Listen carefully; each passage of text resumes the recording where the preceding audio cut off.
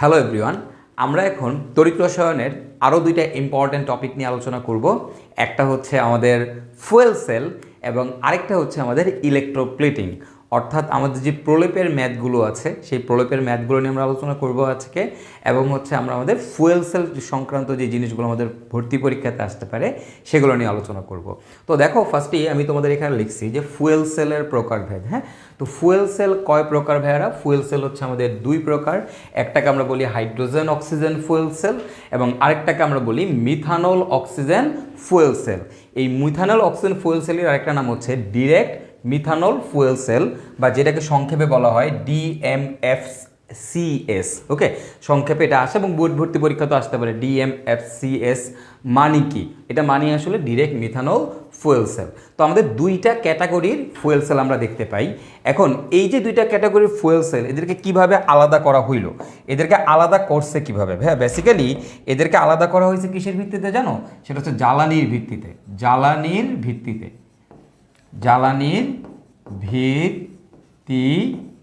ওকে।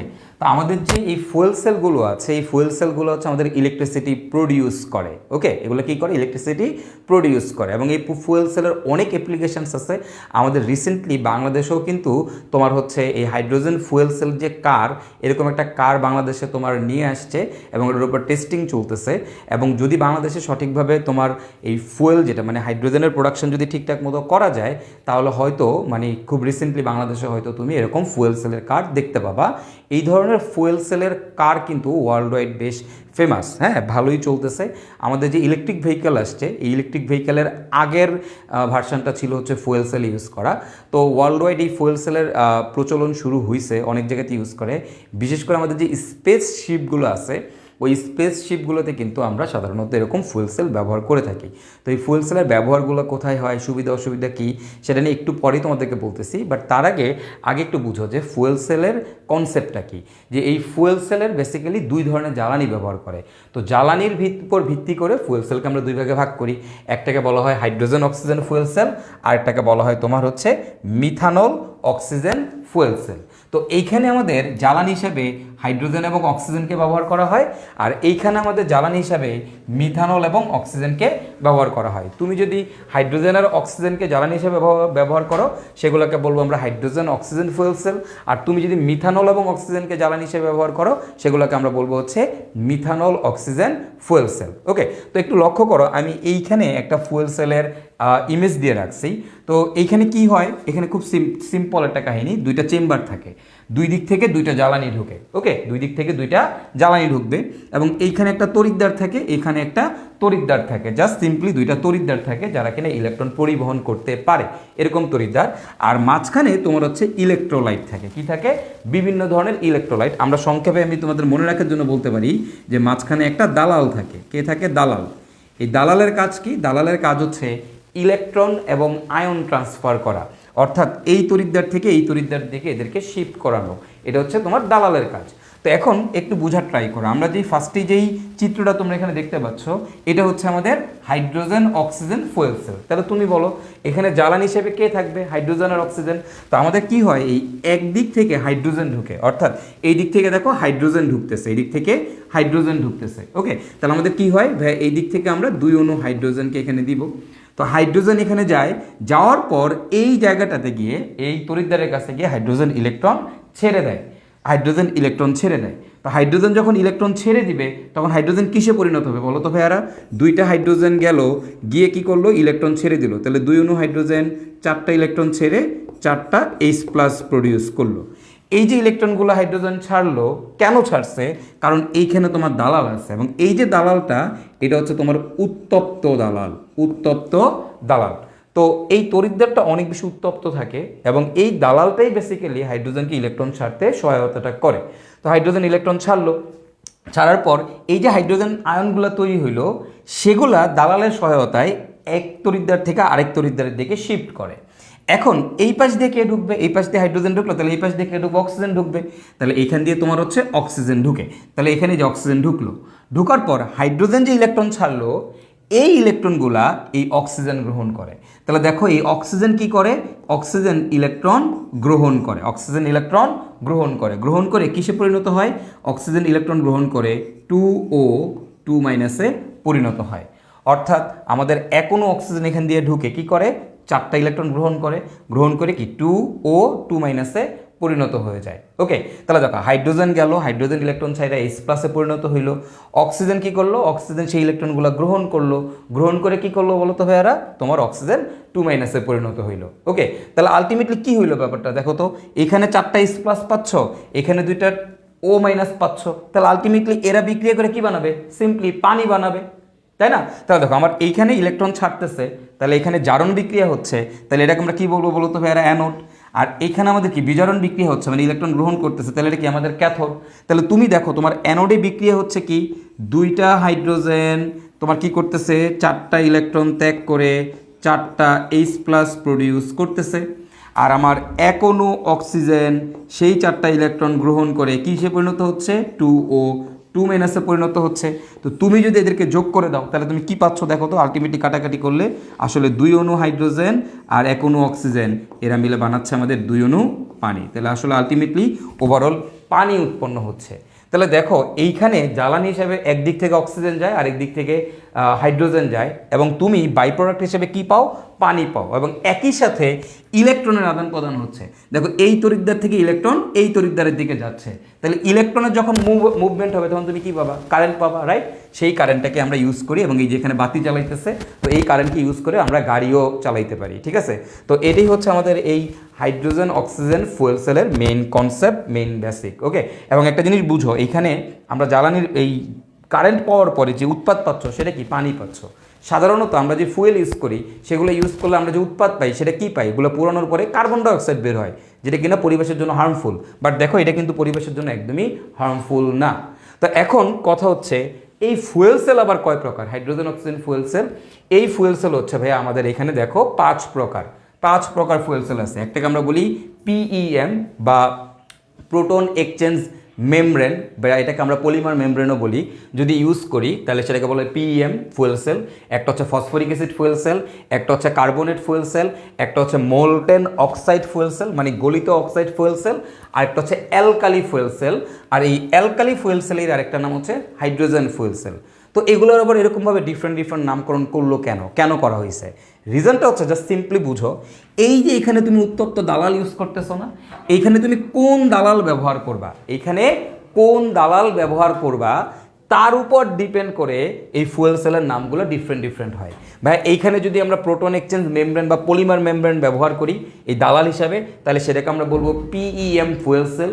ভাই এই জায়গায় যদি আমি ফসফরিক অ্যাসিড ব্যবহার করি তাহলে ভাইয়া এইখানে সেটাকে আমরা বলবো হচ্ছে ভাইয়া ফসফরিক অ্যাসিড ফুয়েল সেল। বা এই দালালের জায়গায় যদি কার্বনেট ব্যবহার করো তাহলে এটাকে আমরা বলবো হচ্ছে কার্বনেট ফুয়েল সেল।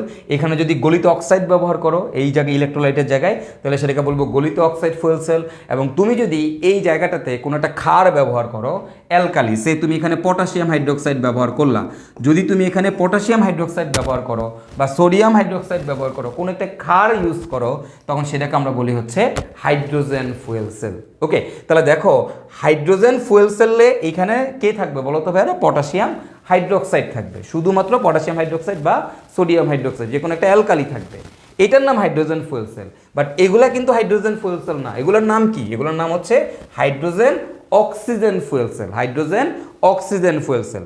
কি বুঝতে পারছি, এই জায়গাতে আমাদের হাইড্রোজেন অক্সিজেন ফুয়েল সেল বলবো এই সবগুলোর নাম। আর যদি বলে শুধুমাত্র হাইড্রোজেন ফুয়েল সেল বললে এইখানে আমরা ইউজ করবো হচ্ছে উত্তপ্ত পটাশিয়াম হাইড্রোক্সাইড। ওকে, এবং এই প্রত্যেকটার জন্যই কিন্তু বিক্রিয়াগুলো ডিফারেন্ট, হ্যাঁ বিক্রিয়াগুলো ডিফারেন্ট, বাট মেইন বিক্রিয়াটা সেম। মেইন বিক্রিয়াটা এইটাই, 2 অণু হাইড্রোজেন 1 অণু অক্সিজেন মিলে 2 অণু পানি তৈরি করে। সো তোমার এই প্রত্যেকটার জন্য আলাদা আলাদা করে বিক্রিয়া মুখস্থ করার কোনো দরকার নাই, তুমি জাস্ট এই একটা বিক্রিয়া যদি সবগুলোর জন্য লিখে দাও it's okay, it's completely fine, কোনো সমস্যা নাই। বাট স্টিল যারা ভালো স্টুডেন্ট আসো, যারা বিক্রিয়া অনেক মনে রাখতে পারো, তারা চাইলে এই প্রত্যেকটার জন্যই আলাদা আলাদা করে যে বিক্রিয়াগুলো আছে সেগুলো তোমরা মুখস্থ করতে পারো। বাট বেসিক বিক্রিয়া হচ্ছে এইটাই, এটা হচ্ছে আমাদের অ্যানোডের বিক্রিয়া, এটা হচ্ছে আমাদের ক্যাথোডের বিক্রিয়া, আর এটা হচ্ছে আমাদের ওভারঅল রিঅ্যাকশন। ওকে, সো এই বিক্রিয়াটাও যদি তুমি ভর্তি পরীক্ষায় দিয়ে দাও এবং তুমি যদি প্রপারলি ডিসক্রাইব করে দাও জিনিসগুলা চিত্র এঁকে, তাহলেই তুমি ফুল মার্কস পাবা এখান থেকে। ওকে, আচ্ছা তো এবার আসি আমরা আমাদের এই আরেকটা যে ফুয়েল সেল আছে যেখানে আমরা জ্বালানি হিসেবে কি ইউজ করব, মিথানল ইউজ করব। তো সেই ফুয়েল সেলটা কি সেটা আমরা একটু দেখি। খেয়াল করো এইখানে আবার আরেকটা চিত্র দেওয়া আছে, ঠিক আগের মতোই, লক্ষ্য করো আগের মতোই জিনিসটা, কোনো ডিফারেন্স নাই। তো এইখানে জ্বালানি হিসাবে একদিক থেকে ঢুকবে মিথানল, আরেক দিক থেকে ঢুকবে কি বলতো, অক্সিজেন। একদিক থেকে মিথানল ঢুকবে, আরেক দিক থেকে তোমার অক্সিজেন ঢুকবে, খুবই সিম্পল। তো কীরকম ব্যাপারটা হচ্ছে এরকম, দেখো এই পাশ থেকে এই দিক থেকে আমরা মিথানল এবং পানি একসাথে পাঠাই, মিথানল এবং পানিকে আমরা একসাথে পাঠাই। সেই মিথানল এবং পানি কি করে, ইলেকট্রন ছেড়ে দেয়। এই যে দেখো ইলেকট্রন ছেড়ে দিচ্ছে, এবং ছেড়ে তারা কার্বন ডাইঅক্সাইডে পরিণত হয়, এবং এই দিক দিয়ে কার্বন ডাইঅক্সাইড বের হয়ে যায়। বোঝা গেছে? আর দেখো এই দিক থেকে কে ঢুকে, এই দিক থেকে তোমার অক্সিজেন ঢুকে, এই দিক দিয়ে অক্সিজেন ঢুকবে, এবং সেই অক্সিজেনটা কি করে, এখান দিয়ে পানি আকারে পরবর্তীতে বের হয়ে যায়। ওকে, তাহলে ব্যাপারটা কীরকম হয় চলো আমরা একটু বোঝার ট্রাই করি। এখানে কি বিক্রিয়া হচ্ছে, তো এইখানে অ্যানোডে কি হয় দেখো, 2 অণু মিথানল আর 2 অণু পানি, এরা মিলে আমাদের ফার্স্টে কি তৈরি করে, এই মিথানল এবং পানি এরা হচ্ছে শুরুতেই কার্বন ডাইঅক্সাইডে পরিণত হয়ে যায়। তাহলে আমার এখানে আমরা পাবো হচ্ছে 2 অণু কার্বন ডাইঅক্সাইড প্লাস, এখানে দেখো তো কয়টা হাইড্রোজেন আছে, একটু লক্ষ্য করে দেখো তো আমাদের এখানে কয়টা হাইড্রোজেন আছে। আমার এখানে টোটাল হিসাব করলে দেখবা 12টা H প্লাস আছে, 12টা H প্লাস আছে। এবং ওভারঅল ইলেকট্রনের হিসাব করলে তুমি এখানে দেখবা আমার এখানে এরা 12টা ইলেকট্রন ছেড়ে দিচ্ছে। এই যে 12টা H প্লাস তৈরি হয়েছে, তার মানে 12টা ইলেকট্রন ছেড়ে দিচ্ছে। এই যে ইলেকট্রনগুলো আছে, এই 12টা H প্লাসকে, 12টা H প্লাস, হ্যাঁ H প্লাসকে পরবর্তীতে এই এটা তো ইলেকট্রন ছাড়লো, সেই ইলেকট্রন কে গ্রহণ করবে, এই যে এখান দিয়ে যে অক্সিজেন আসতেছে সেই অক্সিজেন গ্রহণ করবে। তো অক্সিজেন সেই এখানকার হাইড্রোজেনগুলো এবং হচ্ছে ইলেকট্রনগুলোকে নিয়ে, এই 12টা ইলেকট্রন নিয়ে দেখো কি করে, আমাদের এখানে যে অক্সিজেন আছে এই 3 অণু অক্সিজেন, 3 অণু অক্সিজেন কি করে, 3 অণু অক্সিজেন এখানকার আমার 12টা H প্লাস এবং 12টা ইলেকট্রনের সাথে যুক্ত হয়ে আমার এখানে তৈরি করে তোমার হচ্ছে 3 অণু পানি, 6 অণু পানি। ওকে, কয় অণু পানি তৈরি করতেছে, 6 অণু পানি তৈরি করতেছে। ওকে, তাহলে এটা হচ্ছে আমাদের অ্যানোডের বিক্রিয়া। অ্যানোডে মিথানল এবং হচ্ছে তোমার পানি ইলেকট্রন ছেড়ে দিচ্ছে, ইলেকট্রন ছেড়ে দিয়ে কি করতেছে, কার্বন ডাইঅক্সাইড H প্লাস আর ইলেকট্রন তৈরি করতেছে। সেই H প্লাস এবং ইলেকট্রনগুলোকে পরবর্তীতে অক্সিজেন গ্রহণ করতেছে, গ্রহণ করে হচ্ছে তোমার পানি বানাচ্ছে। এখন সিম্পল চিন্তা করো, এখানে টোটাল কয়টা অক্সিজেন আছে, বা এখানে টোটাল হচ্ছে তোমার 6টা অক্সিজেন আছে। তাহলে 6টা অক্সিজেন কয়টা পানি বানাবে, 6 অণু পানি বানাবে। তো 6 অণু পানি বানাইতে কয়টা H প্লাস লাগে, 12টা H প্লাস লাগে, রাইট? এবং তুমি যদি তুল্য সংখ্যা দিয়ে হিসাব করো তাহলে দেখো একটা অক্সিজেনের তুল্য সংখ্যা কত, 4। তাহলে 3 অণু অক্সিজেন আছে, 3 4 কত, 12টা ইলেকট্রন। ঠিক আছে, তাহলে এখান থেকে আমরা বুঝতে পারতেছি। তো এটা হচ্ছে আমাদের ক্যাথোডের রিয়াকশন। এবার ক্যালকুলেশন করে যোগ বিয়োগ করলে তুমি ওভারঅল রিয়াকশনটা পেয়ে যাবা। ওকে, ওভারঅল রিয়াকশনটা কি হবে, আশা করি এটা যোগ বিয়োগ করলে কি হবে সেটা তোমরা এখন লিখে দিতে পারবা।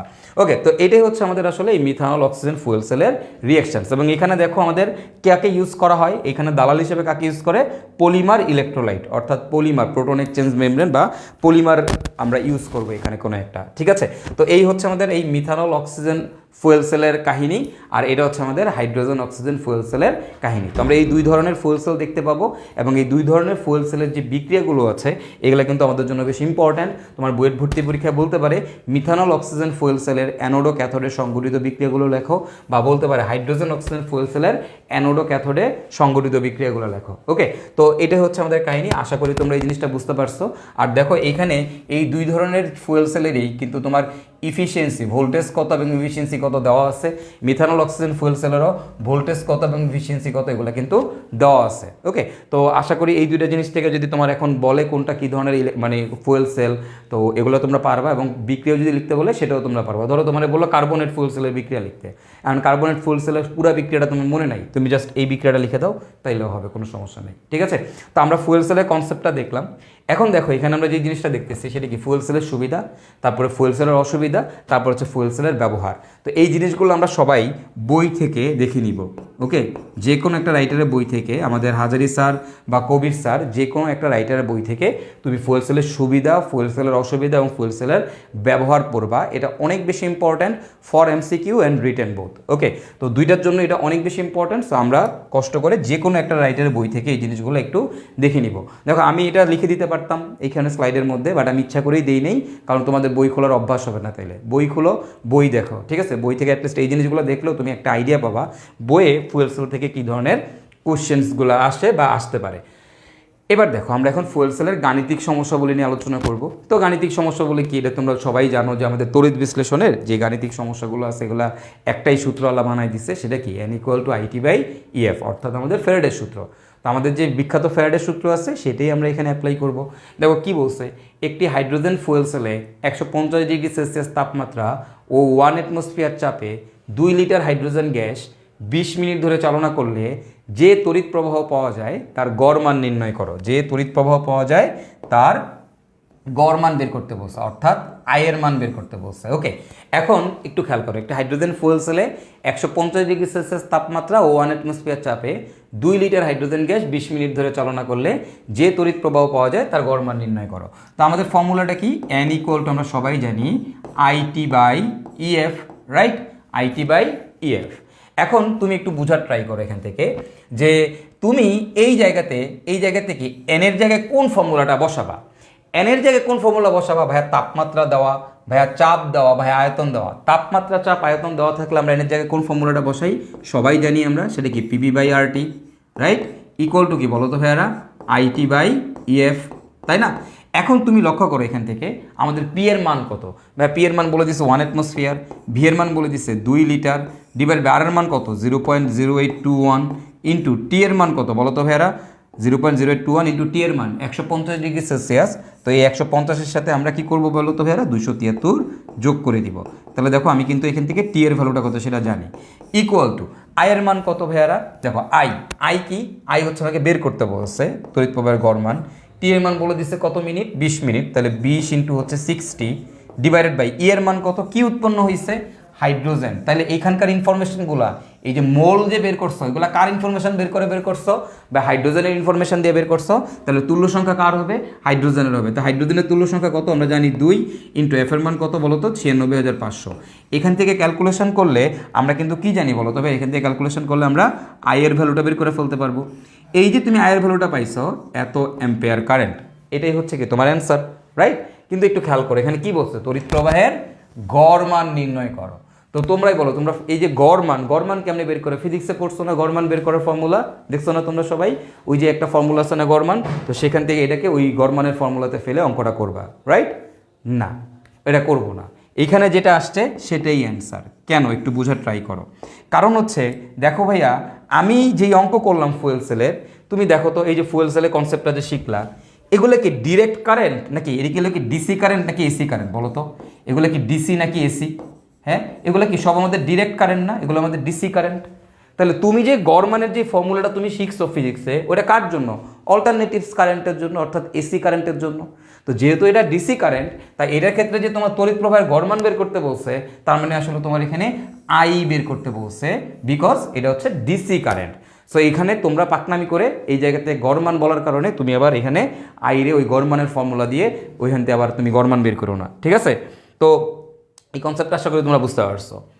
আসলে আমরা আমাদের তার পরের অঙ্কে যাই। পরের অঙ্কে কী বলছে দেখো, একটি hydrogen fuel cell 150 degree Celsius তাপমাত্রা ও 1.5 অ্যাটমসফিয়ার চাপে 2 অ্যাম্পিয়ার বিদ্যুৎ 20 মিনিট ধরে প্রদান করলে কত লিটার পানি নির্গত হবে। একটা হাইড্রোজেন ফুয়েল সেলে তুমি এত তাপমাত্রায় যদি করো তাহলে কত লিটার পানি নির্গত হবে। তো এই পানি কতটুকু বের হবে এটা বের করতে বলছে।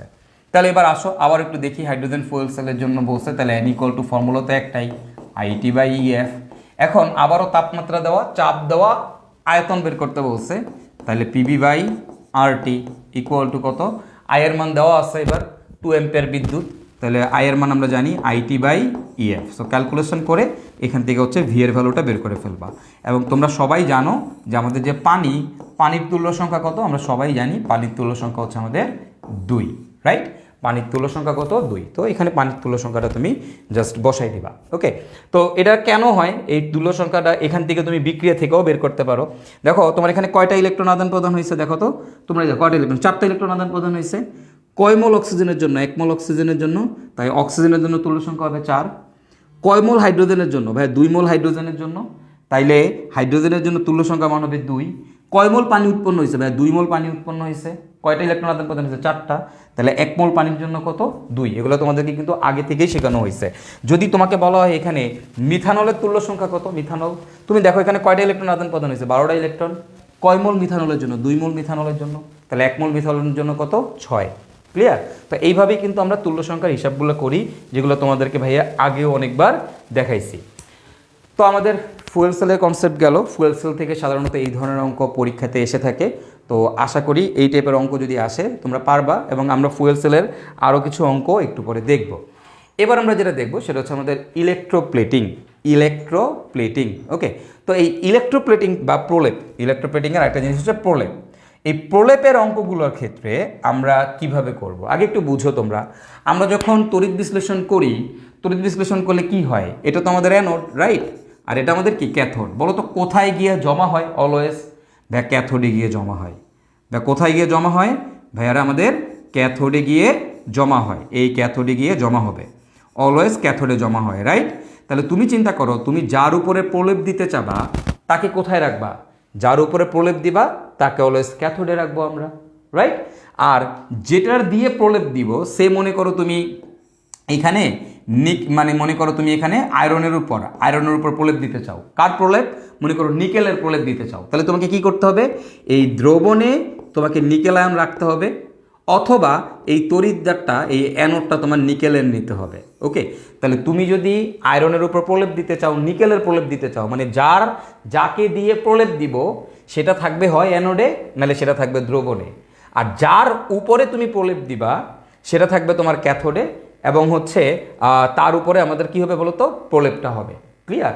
তো এই ইলেকট্রোপ্লেটিং এবং আরেকটা টার্ম আছে, সেটার নাম হচ্ছে গ্যালভানাইজিং। তো গ্যালভানাইজিং কখন বলে? গ্যালভানাইজিং তুমি যদি কোনো কিছুর উপরে যখন তুমি প্রলেপটা দিবা, এই প্রলেপটা যে তুমি দিচ্ছ, কোনো কিছুর উপরে যে প্রলেপ দিচ্ছ, এই প্রলেপটা যদি তোমার জিঙ্কের প্রলেপ হয়, কিসের? জিঙ্কের প্রলেপ। এই জিঙ্কের প্রলেপ হইলে তখন সেটাকে আর ইলেকট্রোপ্লেটিং বলে না, সেটাকে তখন বলে হচ্ছে গ্যালভানাইজিং। ওকে, তাহলে বলো তো গ্যালভানাইজিং করতে গেলে আমার এই দ্রবণে কে থাকবে? ভাই জিঙ্কের আয়ন থাকবে, রাইট? আর তড়িৎদ্বারটা কার থাকবে? সেটা হচ্ছে জিঙ্কের তড়িৎদ্বার থাকবে। কোন তড়িৎদ্বার? অ্যানোড থাকবে জিঙ্কের, অথবা দ্রবণে জিঙ্কের আয়ন থাকবে। ঠিক আছে, তাইলে হচ্ছে সেটাকে আমরা বলবো গ্যালভানাইজিং।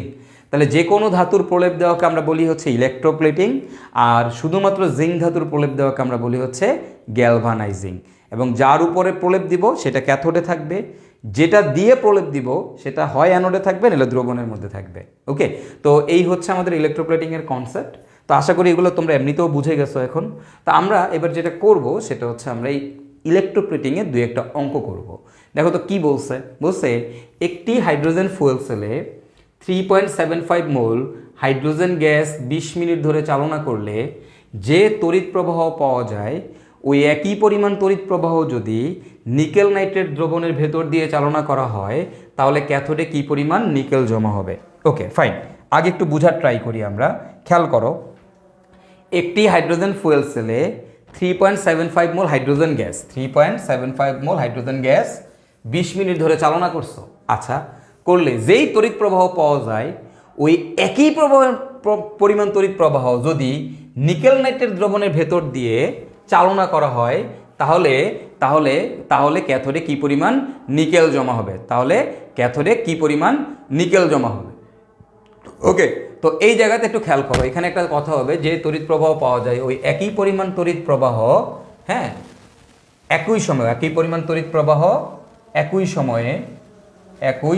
অ্যাড করে নিবা। এখানে একই সময়ে যদি নিকেল নাইট্রেট দ্রবণের ভেতর দিয়ে চালনা করা হয়, তাহলে ক্যাথোডে কি পরিমাণ নিকেল জমা হবে? একই পরিমাণ তড়িৎ প্রবাহ যদি একই সময় ধরে নিকেল নাইট্রেট দ্রবণের ভেতর দিয়ে চালনা করা হয়, তাহলে ক্যাথোডে কি পরিমাণ নিকেল জমা হবে। এখন তুমি দেখো ভাইয়া, একটা দিয়ে দিছে, একটা দিয়ে আরেকটা বের করতে বলছে, রাইট? হাইড্রোজেনেরটা দিয়া আমার কি নিকেলেরটা বের করতে বলছে। যখনই একটা দিয়ে আরেকটা বের করতে বলো, তখনই আমাদের ফর্মুলাটা কি বলো তো? N1E1 divided by I1T1 equal to N2E2 divided by I2T2। এখন যেটা সেম সেটা বাদ। এখন তুমি খেয়াল করো তো কি বলছে? যেই তড়িৎ প্রবাহ পাওয়া যায়, ওই একই পরিমাণ তড়িৎ প্রবাহ নিকেল নাইট্রেটের ভেতর দিয়ে চালাইছো। তাইলে তুমি বলো তো এখানে আমাদের আই এর মান কি? I same, right? I same.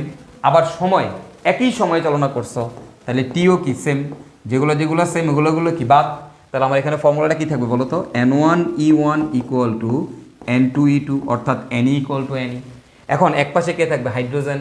তো হাইড্রোজেনের মোল দিয়ে দিচ্ছে 3.75, তাহলে 3.75 মোল ইন্টু হাইড্রোজেনের তুল্য সংখ্যা হচ্ছে 2 ইকুয়াল টু কি বলছে? ক্যাথোডে কি পরিমাণ নিকেল জমা হবে, কি পরিমাণ নিকেল জমা হবে। তাহলে এইখানে আমাদের N2 জায়গায় কে যাবে? পরিমাণ বের করতে বলছে, তাহলে W/58.7 নিকেলের ভর ইন্টু নিকেলের তুল্য সংখ্যা কত? 2, কাটাকাটি চলে যায়, কাটাকাটি গেলে W ইকুয়াল টু থাকবে 58.7 ইন্টু 3.75। তো তুমি যদি এবার ক্যালকুলেশন করলেই তোমার অ্যান্সারটা চলে আসবে, এবং আমাদের অ্যান্সারটা আসবে হচ্ছে এখানে 220.125 গ্রাম, অর্থাৎ আমার এত গ্রাম নিকেল জমা হবে। খুবই সহজ প্রশ্ন, খুবই সহজ প্রশ্ন। হ্যাঁ, তুমি চাইলে এই অঙ্ক এইভাবেও করতে পারতা ভাইয়া। কীভাবে? ভাইয়া ফার্স্টেরটাতে N=IT/EF বের করে I বের করে নিতা, পরবর্তীতে আবার N=IT/EF বের করে এই জায়গাতে শেয়ারের মানটা বসাই দিয়েও তুমি চাইলে করতে পারো। দুইভাবে এভাবেও করতে পারবা, ইটস আপ টু ইউ, তোমার যেভাবে ভালো লাগে। বাট ভাই অতটা শর্টকাট তোমাদেরকে শিখাইছি, যদি একজনেরটা দিয়ে আর একজনেরটা বের করতে বলে চোখ বন্ধ করে N=N মেরে দিবা। এটা হচ্ছে সেই ফর্মুলা, যেটা সেম ওইটা বাদ, যেটা সেম ওইটা বাদ। ঠিক আছে? তো আমাদের 220.125 গ্রাম, এত গ্রাম নিকেল জমা হবে। তো এই ধরনের প্রশ্ন কিন্তু আমাদের ভর্তি পরীক্ষার জন্য অনেক বেশি ইম্পর্ট্যান্ট, এবং এই প্যাটার্নের প্রশ্ন কিন্তু বিগত বছরগুলোতে বুয়েট ভর্তি পরীক্ষাতে আসতে দেখা গেছে, অনেক বেশি পরিমাণে আসছে, দেখছি এগুলো। হ্যাঁ, কি বলছে দেখো, একটি হাইড্রোজেন ফুয়েল সেলে 3.75 মোল হাইড্রোজেন গ্যাস 20 মিনিট ধরে চালনা করলে যে তড়িৎ প্রবাহ পাওয়া যায়, ওই একই পরিমাণ তড়িৎ প্রবাহ যদি একই সময়ে, এখানে বারবারই একই সময়ে যোগ হবে, একই সময়ে নিকেল নাইট্রেট দ্রবণের ভেতর দিয়ে চালনা করা হয়, তাহলে ক্যাথোডে কি পরিমাণ নিকেল জমা হবে। ওকে ফাইন, এইটুক তো আমরা আগেই করে ফেলছি, ক্যাথোডে কি পরিমাণ নিকেল জমা হবে। ওকে, তো আমরা একটু আগে জানি আমাদের কি পরিমাণ জমা হবে, W=220.125 গ্রাম, এত গ্রাম নিকেল জমা হবে। এখন বলছে নিকেলের ঘনত্ব 8900 kg/m³ হলে ওই জমাকৃত নিকেলের আয়তন কত? মানে যেই নিকেলটা জমা হয়েছে তার আয়তন বের করতে বলছে, ঘনত্ব দেওয়া আছে। এখন দেখো ভাই, ঘনত্ব কত দেওয়া? 8900 kg/m³, 8900 kg/m³। একটু বোঝার ট্রাই করো। তো তোমরা কি জানো যে আমাদের 1 গ্রাম/সেন্টিমিটার কিউব যেই কথা, 1000 kg/m³ কি একই কথা। তার মানে আমি এটাকে বলতে পারি এই 8.9 গ্রাম/সেন্টিমিটার কিউব। এবং এই যে 8900 kg/m³, এই এককটা সাধারণত আমরা ফিজিক্সে ইউজ করি, আর গ্রাম/সেন্টিমিটার কিউব এই এককটা সাধারণত আমরা হচ্ছে কেমিস্ট্রিতে ইউজ করি। তার মানে এর ঘনত্ব 8.9 গ্রাম/সেন্টিমিটার কিউব। তো তোমাকে বলছে ভাইয়া ওই জমাকৃত নিকেলের আয়তন বের করতে। তো ভাইয়া আয়তন কেমনে বের করে আমরা কি জানি বলো তো ভাইয়ারা? আমরা জানি ঘনত্ব ইকুয়াল টু কি, ভর বাই আয়তন। তাইলে আমাদের আয়তন কত হবে বলো তো ভাইয়ারা? আয়তন ইকুয়াল টু হবে ভর বাই ঘনত্ব। ভর, এই যে আয়তন এখানে যাবে, ঘনত্ব এখানে আসবে, তাহলে ভর বাই ঘনত্ব। তো ভরটা কত দিচ্ছে আমাদের? 220.125 গ্রাম, আর ঘনত্বটা কত দেওয়া? 8.9 গ্রাম/সেন্টিমিটার কিউব। তো এখান থেকে ক্যালকুলেশন করলেই তুমি পেয়ে যাবা তোমার ওই জমাকৃত নিকেলের আয়তন কত। এবং ক্যালকুলেশন করলে এই মানটা আসতেছে আমাদের 24.73 সেন্টিমিটার কিউব। ওকে, 24.73 সেন্টিমিটার কিউব। খুবই সিম্পল, রাইট? ওকে, দেখো তারপরে কি বলছে। তারপরে বলছে যে একটি হাইড্রোজেন ফুয়েল সেলে 3.75 মোল হাইড্রোজেন গ্যাস 20 মিনিট ধরে চালনা করলে যে তড়িৎ প্রবাহ পাওয়া যায়, ওই একই পরিমাণ তড়িৎ প্রবাহ যদি একই সময়ে নিকেল নাইট্রেট দ্রবণের ভেতর দিয়ে চালনা করা হয়, তাহলে ক্যাথোডে কি পরিমাণ নিকেল জমা হবে। নিকেলের ঘনত্ব 8900 kg/m³ হলে ওই জমাকৃত নিকেল দিয়ে 5 সেন্টিমিটার স্কোয়ার ক্ষেত্রফল বিশিষ্ট কতগুলো চামচের উভয় পাশে 5/178 সেন্টিমিটার পুরুত্বের প্রলেপ দেওয়া যাবে। Very important questions. ওকে, তো আমরা একটু চলো এটা সলভ করে ফেলি। দেখো বলছে প্রথমে কি পরিমাণ নিকেল জমা হবে, তো সেটা আমরা বের করে ফেলছি। W অফ নিকেল হচ্ছে 220.125 গ্রাম, রাইট? আবার বলছে কি নিকেলের ঘনত্ব দেওয়া আছে, এবং তাহলে আয়তন কত? V অফ নিকেলের আয়তন কত বলো তো? যেই নিকেলটা জমা হয়েছে, এই নিকেলটা কোথায় জমা হয়েছে একটু বুঝো। আমার তো এটা একটা তড়িৎ কোষ আছে, তো এটা হচ্ছে আমাদের কি ক্যাথোড, এটা হচ্ছে আমাদের কি বলো তো অ্যানোড, রাইট? ওকে, এখন কোথায় জমা হয়েছে? ক্যাথোডে গিয়ে জমা হয়েছে। ক্যাথোডে কত গ্রাম নিকেল জমা হয়েছে বুঝো? ক্যাথোডে কত গ্রাম নিকেল জমা হয়েছে? ক্যাথোডে 220 গ্রাম নিকেল জমা হয়েছে। তো যতটুকু যেই নিকেলটা যে জমা হয়েছে, যত গ্রাম নিকেল, সেটার আয়তন কত সেটা আমরা ঘনত্ব দিয়ে ভাগ করে বের করে ফেলতে পারি। সেই আয়তনটা কত একটু আগে বের করলাম, 24.73 সেন্টিমিটার কিউব আয়তন। কীভাবে ঘনত্ব দিয়ে ভাগ করছো, যেটা কিনা অলরেডি তোমাদেরকে করাই দিছি। এখন তোমাকে বলছে হলে ওই জমাকৃত নিকেল দিয়ে 5 সেন্টিমিটার স্কোয়ার ক্ষেত্রফল বিশিষ্ট কতগুলো চামচের উভয় পাশে 5/178 সেন্টিমিটার পুরুত্বের প্রলেপ দেওয়া যাবে। এখন তুমি একটু চিন্তা করো, তুমি যে নিকেল পাইছো সেই নিকেলের আয়তন হচ্ছে এত সেন্টিমিটার কিউব, তাই না? এখন এই নিকেল দিয়ে কি করবা? চামচের উপরে প্রলেপ দিবা। মনে করি এটা একটা চামচ, তাহলে আমরা এখন কি করব? এই চামচের উপরে প্রলেপ দিব। কেমনে? এই চামচের উপরে এই যে মনে করে এই যে দিলাম, প্রলেপ দিলাম, একটা চামচ শেষ। আমার কাছে তো নিকেল আছে, কতটুকু নিকেল আছে? 24.73 সেন্টিমিটার কিউব। এবার আরেকটা চামচ নিব, এটারও প্রলেপ দিবা, আরেকটা চামচ নিব, এটারও প্রলেপ দিবা। এভাবে তুমি হচ্ছে নিকেলের প্রলেপ দিবা। তো এরকম কয়টা নিকেলের উপর প্রলেপ দেওয়া যাবে? তা আমি যদি একটু চিন্তা করে দেখি, খেয়াল করো তো, আমার একটা চামচের উপর প্রলেপের আয়তন কত? একটা চামচের উপর প্রলেপের আয়তন কত বলো তো ভাই? একটা চামচের উপর প্রলেপের আয়তন। তো দেখো, চামচের ক্ষেত্রফল দিয়ে দিছে, এবং উভয় পাশে 5/1 সেন্টিমিটার এই পুরুত্বের প্রলেপ দেওয়া যাবে। মানে তাহলে এটা প্রলেপের পুরুত্ব দেওয়া আছে। তাহলে তুমি যদি এই ক্ষেত্রফলকে প্রলেপের পুরুত্ব দিয়ে গুণ করো, তাহলে কি তুমি প্রলেপের আয়তন পেয়ে যাবা। যে কোনো, মনে করি এটা একটা ক্ষেত্রফল দেওয়া আছে, তো ক্ষেত্রফল জানি, এখন এর উপরে প্রলেপ দিলাম। তুমি যদি প্রলেপের পুরুত্ব জানো, তাহলে কি তুমি প্রলেপের আয়তন পেয়ে গেলা, রাইট? তাহলে আমি কি করবো? এই ক্ষেত্রফলকে, এই যে এটা ক্ষেত্রফল আছে, এটাকে কি করবো? প্রলেপের পুরুত্ব দিয়ে গুণ করব। কত? 5/178। ওকে, গুণ করে দিলেই আমি কিন্তু একটা চামচের উপর প্রলেপের আয়তনটা পেয়ে গেলাম। কিন্তু আমাকে বলছে উভয় পাশে, অর্থাৎ তুমি চামচের এই পাশেও প্রলেপ দিছো, এই পাশেও প্রলেপ দিছো, একই পুরুত্বের। তাহলে কি করতে হবে? এটাকে 2 দিয়ে গুণ। উভয় পাশে কথাটা বলার কারণে 2 দিয়ে গুণ করছি, আদারওয়াইজ কিন্তু আমি এখানে 2 দিয়ে গুণ করতাম না। তাহলে এত সেন্টিমিটার কিউব হচ্ছে কার আয়তন? একটা চামচের উপর প্রলেপের আয়তন। তাহলে এই যে বাক্স, এই যে এটা সমান পাইলাম বাক্স সেন্টিমিটার কিউব। এই বাক্স সেন্টিমিটার কিউব দিয়ে প্রলেপ দেওয়া যাবে কয়টা বলো তো ভাইরা? একটার উপর। বাক্স সেন্টিমিটার কিউব দিয়ে হ্যাঁ প্রলেপ দেওয়া যাবে একটা চামচের উপর, তাই না? এখন কোশ্চেন হচ্ছে, আমাকে বলছে আমার আছে কত? 24.73। তাহলে এই 24.73 সেন্টিমিটার কিউব দিয়ে প্রলেপ দেওয়া যাবে কতটার উপর? ক্যালকুলেশন করবা, ক্যালকুলেশন করলে অ্যান্সারটা পেয়ে যাবা। ওকে, এবং যেই পূর্ণ সংখ্যাটা আসবে সেটাই হবে তোমার অ্যান্সার। ধরো ভগ্নাংশ আসছে 52.2, তুমি বলবা 52টার উপর, সোজা কথা। ধরো ভগ্নাংশ আসছে 75.3, তুমি বলবা 75টার উপরে প্রলেপ দেওয়া যাবে। ক্লিয়ার? আমরা পূর্ণ সংখ্যাটাকে এখানে কাউন্ট করব। ওকে, আসো তাহলে এবার তারপরের অঙ্কটা দেখো কি বলছে যে একই অঙ্ক, ওই একই পরিমাণ তড়িৎ প্রবাহ যদি একই সময়ে নিকেল নাইট্রেট দ্রবণের ভেতর দিয়ে চালনা করা হয়, তাহলে ক্যাথোডে কি পরিমাণ নিকেল জমা হবে? নিকেলের ঘনত্ব 8900 kg/m³ হলে ওই জমাকৃত নিকেল দিয়ে 10 সেন্টিমিটার স্কোয়ার ক্ষেত্রফল বিশিষ্ট কতগুলো কাপের উপর 0.2 সেন্টিমিটার পুরুত্বের প্রলেপ দেওয়া যাবে? দেখো কত সহজ, এটা তোমরা এখন নিজেরাই পারবা, রাইট? দেখো তো, আমরা জানি আমাদের ডাব্লিউর মান কত? 220 গ্রাম। এটা তোমরা বের করতে পারবা, 220.125 গ্রাম। ভি কত? ভলিউম কত বলো তো ভাইয়ারা? এটাকে ঘনত্ব দিয়ে ভাগ করলে আমরা পাইছি 24.73 সেন্টিমিটার কিউব। এটা তোমরা জানো। এখন তুমি বলো 10 সেন্টিমিটার স্কোয়ার ক্ষেত্রফল বিশিষ্ট কতগুলো কাপের উপর 0.2 সেন্টিমিটার পুরুত্বের প্রলেপ দেওয়া যাবে? হ্যাঁ, তাহলে এখন দেখো তো ভাইয়ারা, কার উপর প্রলেপ দিবা? কাপের উপর। হ্যাঁ, তাহলে আমরা দেখি একটা কাপের উপর প্রলেপের আয়তন। একটা কাপের উপর প্রলেপের আয়তন বলো তো ভাই, একটা কাপের উপর প্রলেপের আয়তন কত হবে?